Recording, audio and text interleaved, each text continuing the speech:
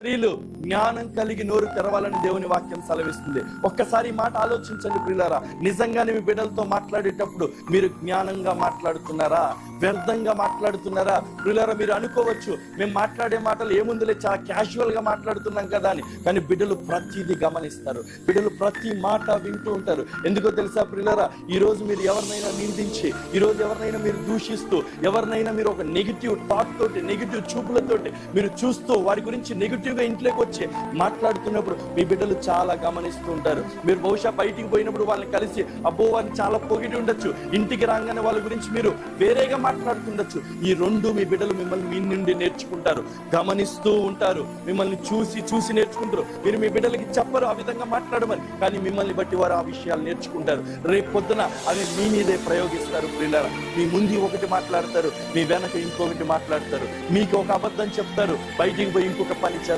ఎక్కడి నుంచి నేర్చుకున్నారంటే అది మీ నుండే నేర్చుకున్నారు. ప్రియులారా, జాగ్రత్తగా ఉండాలి.